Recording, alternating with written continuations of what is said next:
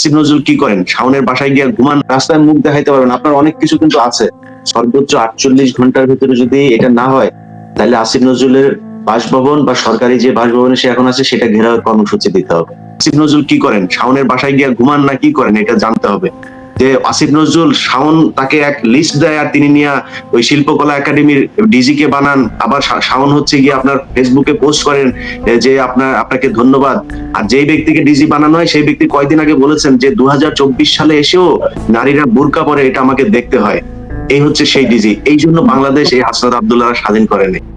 এবং এই সেক্টরটার সাথে আসিফ নজরুল যদি আইন উপদেষ্টা হিসাবে তিনাকে বলি, আমরা অনেকদিন ধরে কিন্তু নিজে আমার ব্যক্তিগত ইউটিউব চ্যানেলে এবং আমাদের এই অনুষ্ঠানটাতেও, যেটা আমরা প্রতি রোববার করছি, সাংবাদিকদের যে একটা প্ল্যাটফর্ম, সেখান থেকে কথা বলছি, সেইখানেও আমি একই কথা বলেছি যে আমরা যারা বাইরে আছে, যাদের বিরুদ্ধে মামলা হয়েছিল এই সরকারের ষড়যন্ত্রমূলক মামলাগুলো, সেই মামলাগুলোর ব্যাপারে একটা ব্যবস্থা নিতে তারা দেশে যাওয়ার আগে, যেমন আমি ধরেন দেশে যাব, আপনি দেশে যাবেন, আমরা যাওয়ার আগে এই বিষয়গুলো নিয়ে কথা বলা দরকার ছিল। আমি জানি না যে ডাক্তার সাখাওয়াত ভাই, ওনার বিরুদ্ধে কোনো মামলা আছে কিনা। উনি যেভাবে কথা বলতেন, মামলা থাকাটা খুবই মানে প্রাসঙ্গিক, এটা থাকা আমি মনে করি আছে বোধহয়, জানি না আমি সত্যি যদিও। তো এখন এই যে মামলাগুলোর বিষয়ে এই যারা এতদিন ধরে কথা বললো, কথা তো শুধু ডাক্তার আসিফ নজরুল একা বলেন নাই, এবং এখানে অনেক মানুষের রক্ত আছে, অনেক মানুষের পরিবারের বিসর্জন আছে, এগুলোর মধ্য দিয়ে আজকে একটা সরকার গঠিত হয়েছে। এমনকি আজকে এই সমন্বয়কদের একজন এখানে উপস্থিত আছেন। আমি জানি না যে সমন্বয়কদেরকেও কতটুকু মূল্যায়ন করা হয়। তারা যেই সময়টাতে হাসনাত আব্দুল্লাহ যখন কথা বলেছেন, ওই সময়টাতে তো আমরা জানি না যে শেখ হাসিনা এইভাবে পালিয়ে যাবেন। তাদের জীবনটা কি হতো, তারা কি অবস্থায় পড়তেন পরের পরিচয়। আজকে যদি শেখ হাসিনা থাকতো তাহলে কি হতো, হাসনাত আব্দুল্লাহ আজকে তাকে পাওয়া যেত কিন্তু নাই। তো এই মানুষগুলোর ব্যাপারে ন্যূনতম একটা কৃতজ্ঞতা বোধ, সম্মান বোধ দেখানো যে উচিত ছিল, সেটা এই সরকার দেখান নাই। বিশেষ করে আমি যেটা বললাম যে আইন মন্ত্রণালয়, তাদের অন্তত উচিত ছিল যে কাদের কাদের বিরুদ্ধে মামলা আছে। স্বাস্থ্য মন্ত্রণালয়ের উচিত ছিল যে কারা কারা হাসপাতালে আছে, কারা মারা গেল, তাদের ক্ষতিপূরণ থেকে শুরু করে এই জায়গাগুলোই করা। আমি খুব আশ্চর্য হয়েছি যে এখন ব্যাখ্যা দেওয়া হচ্ছে যে এই ওনার বিরুদ্ধে যে মামলাটা ছিল, সেই মামলাটার যে আইনগত যে ব্যাখ্যা, সেই ব্যাখ্যা অনুযায়ী উনি আসলে এটা সংবিধান করা হবে, আইনকে করা হবে, ভাঙা হবে, ওনাকে যদি নাকি জেলে না। ইলিয়াস, আমি কি আপনাকে বলি, ধরেন মানুষের জন্য আইন, আইনের জন্য কিন্তু মানুষ না, একদম সহজ ভাই। আপনি না মানুষের জন্য আইন না, আমার দরকার নেই ভাই। আমার কথা হচ্ছে এখন যে সরকারটা আছে, সেই সরকারটা সংবিধানের কোন ধারা অনুযায়ী এই সরকার ক্ষমতা আছে, আপনি আমাকে বলেন। এই সংবিধানে কি এই সরকারকে অ্যালাউ করে নাকি?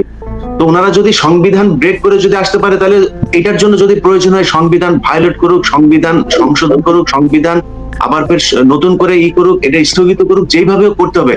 মাহমুদুর রহমান একদিনে তৈরি হয় নাই, মাহমুদুর রহমান এই দেশে ভেসে আসে নাই। তিনি যেই সময় কথা বলেছেন, যেই সময় তিনি তার পত্রিকায় থেকে বের হয়েছেন, সেই সময় মাহমুদুর রহমান কি করেছেন সেটা এই প্রজন্মকে জানতে হবে।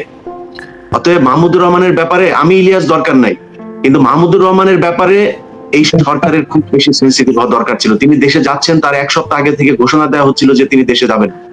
মানে ইলিয়াস, শুনি কিভাবে দেখছেন মাহমুদুর রহমানের এই গ্রেপ্তারের বিষয়টাকে, আপনারা কিভাবে দেখেন? কারণ উনি কিন্তু ধরেন সেই 2013 সাল থেকেই এই সরকার যে ফ্যাসিবাদের দিকে যাচ্ছে সে বিষয়টিকে সামনে নিয়ে এসেছিলেন এবং ক্রমাগত লিখে গেছেন। মানে অবর্ণিত নির্যাতন হয়েছে তার উপর, 39 দিন রিমান্ডে ছিলেন, 5 বছর জেলে ছিলেন, 5 বছর দেশের বাইরে। কিভাবে দেখেন? আমরা যারা আন্দোলনের ফ্রন্ট ফাইটার ছিলাম, সমন্বয় করেছি, আমাদের যে অবস্থাটা কি, মানে আমরা আসলে স্টেটের মধ্যে কি ধরনের বর্তমান অবস্থায় আছি। আমাদের অবস্থা হচ্ছে যে সবকিছুতে মানে জনগণ আমাদের জবাবদিহিতা চায়, কিন্তু আমাদের কোনো ধরনের রেসপন্সিবিলিটি নাই, আমাদের কোনো ধরনের অথরিটি নাই। এই জায়গাটা আমরা একটু স্পষ্ট করে নেই।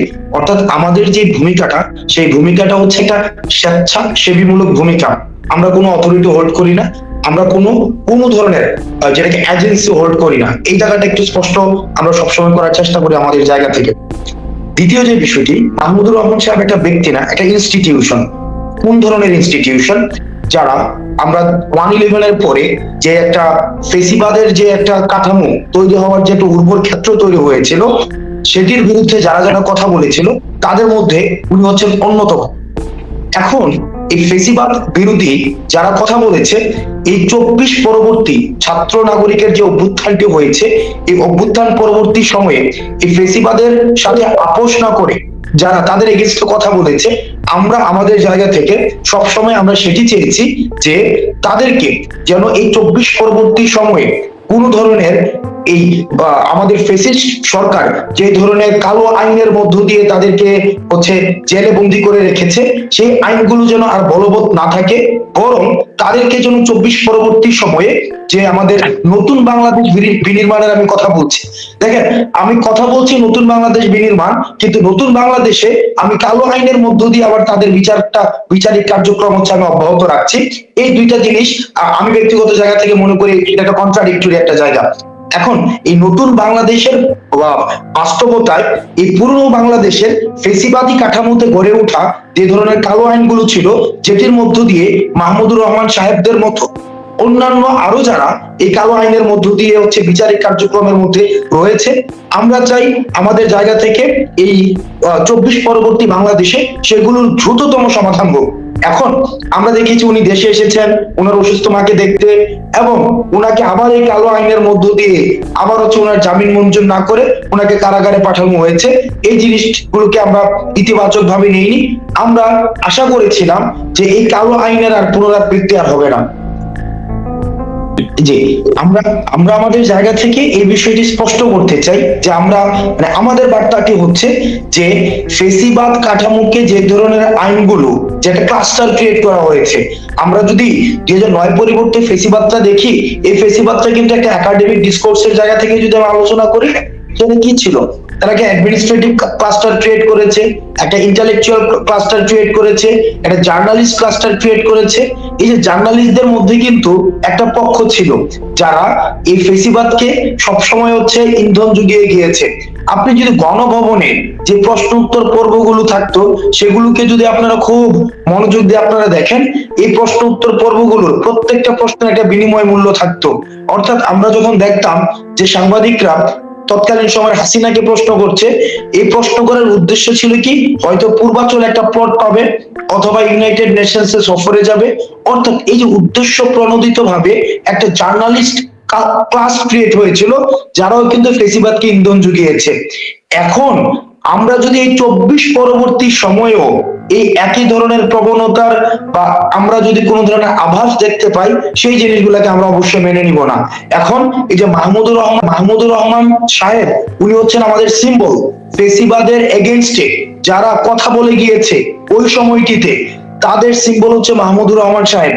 এখন উনি যদি এখন জেলে থাকেন, তার মানে আমরা এখনো পর্যন্ত ফেসিবাদ মুক্ত যে একটি বাংলাদেশ, একটা 24 পরবর্তী নতুন বাংলাদেশ বিনির্মাণের কথাগুলো আমরা বলছি, তাত্ত্বিক কথাগুলো বলছি, সেগুলোর কিন্তু আর ব্যবহারিক ভিত্তিটা আমাদের থাকে না।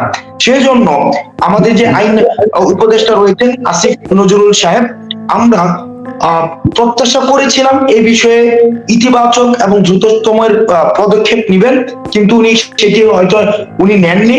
এখন আমরা প্রত্যাশা করব সামনে খুব দ্রুততম সময়ে মাহমুদুর রহমান সাহেব সহ আরো যারা এই ফেসিবাদ বিরোধী একদম পুরো 2009 সাল পরবর্তী সময় থেকে কনস্ট্যান্টলি যারা কথা বলে গিয়েছেন, তাদের বিষয়ে আইনগত যে সুরাহাটি রয়েছে সেটি দ্রুততম তারা পদক্ষেপ নেবেন। আজকেও প্রথম আলোতে নিউজ এসেছে যে পদায়ন, বদলি, প্রমোশন, এই বিষয়গুলো নিয়ে মনে হয় খুব বেশি ব্যস্ত হয়ে গিয়েছে, রাদার দেন যারা শহীদ হয়েছে এবং যারা আহত হয়েছে, যারা হচ্ছে মূলত এই গভর্নমেন্টের প্রথম ফোকাসে আসার দরকার ছিল, তাদের আমরা প্রপারলি তাদেরকে আমরা মনে হয় অনার দিতে পারিনি। যে এই সরকারের প্রথম ব্যর্থতা রয়েছে সেটি হচ্ছে যে মেডিকেল সেক্টরে যে আহতদের প্রপারলি ট্রিটমেন্ট করার জন্য যে ইনিশিয়েটিভ গুলো নেওয়ার প্রয়োজন ছিল, এই সরকার শুরুতেই সেই বিষয়গুলো প্রায়োরিটির ভিত্তিতে নিতে পারেনি। তবে আমি একটা বিষয় আপনাদেরকে আপডেট দিতে চাই যে এই সরকার আপনার আহতদের জন্য যে জিনিসটা আমি দেখেছি, আমি কিন্তু আহতদেরকে নিয়ে কাজ করছি যারা এই আন্দোলনে আহত হয়েছে, সরকার কিন্তু এমএইচ সহ সরকারি যত হসপিটাল, সেই হসপিটাল গুলোতে আহতদের যত ধরনের চিকিৎসা রয়েছে এবং ওষুধ রয়েছে সবকিছু ফ্রি করে দিয়েছে। কিন্তু আমাদের তথ্য ঘাটতির কারণে আমরা মাঝে মাঝে হয়তো আহতদের কাছে পূর্ণাঙ্গভাবে এই তথ্যটি পৌঁছাতে পারিনি। এটা হচ্ছে এই সরকারের সীমাবদ্ধতা। আমরা আমাদের জায়গা থেকে বারবার এই সরকার যেটি করতে পারতো যে একটি সেল করে দিয়ে একটি প্রপার একটি, ওই যে ভাই একটি বললেন যে এই সরকার মনে হয় খুব বেশি ব্যস্ত রয়েছে। আপনাদের প্রতি অনুরোধ, বিপ্লবের চেতনাকে ধারণ যারা করে না, এই জাতীয় ব্যক্তিদেরকে দিয়ে যারা সরকারে বসে আছেন তাদেরকে সরান, বিপ্লবের চেতনার লোকদেরকে সেখানে বসান, না হলে কিন্তু সব ব্যর্থ হয়ে যাবে। এবং এই সরকার কিন্তু মানে অনির্দিষ্ট সময়ের জন্য আসে নাই, তাদেরকে খুব দ্রুত একটা সংস্কারের মাধ্যমে গণতন্ত্রের পথে যেতেই হবে। তো সেই কি মাহমুদুর রহমান ভাই আপনি ধরে নিচ্ছেন নাকি সে লম্বা সময় জেলখানায় থাকবেন? মানে লম্বা সময় থাকবেন না, যে কয়দিনই থাকেন সেই কয়দিনে আমাদের প্রতিবাদ অব্যাহত থাকবে এবং ক্রমাগত আমাদের চাপ বাড়তে থাকবে ইনশাল্লাহ। আমি মনে করি সর্বোচ্চ 48 ঘন্টার ভিতরে যদি এটা না হয়, তাহলে আসিফ নজরুলের বাসভবন বা সরকারি যে বাসভবনে সে এখন আছে সেটা ঘেরাওয়ের কর্মসূচি দিতে হবে। এবং সেটা করার মতো মানুষ বাংলাদেশে আছে। আসিফ নজরুলের মনে করার কোনো কারণ নাই যে তার ব্যাপারে সে 1.5 দিনের মন্ত্রী, এত ফাল পায়রা লাভ নাই তো। আপনি আসিফ নজরুল মনে করেন না আপনি এই মইনুল আহমেদ আর ফখরুদ্দিন আহমেদের চাইতেও বেশি শক্তিশালী সরকারের একজন পার্ট হয়ে গেছেন, যিনি এখন সরকারের সর্বোচ্চ জায়গায় আছেন, ডক্টর মোহাম্মদ ইউনূস। আমি মনে করি না যে তিনি এই আসিফ নজরুল যা যা করছেন, আলী ইমাম মজুমদার যা যা করছেন, আপনি দেখেন শিক্ষা, এই যে পাঠ্যপুস্তক সংস্কারের যে একটা কমিটি তৈরি করা হয়েছে, সেখানে একজন আলেমকে রাখা হয় নাই, সেখানে একজন জামাত ইসলামের লোক নাই, একজন হেফাজতের লোক নাই, কেউ নাই। তারা সেটা দিয়ে করছে এবং সেখান থেকে টিআইবি এখন সেটা আমি আপনার সাথে যোগ করি, পাঠ্যপুস্তকের কমিটিটা বাতিল করার পর আজকে টিআই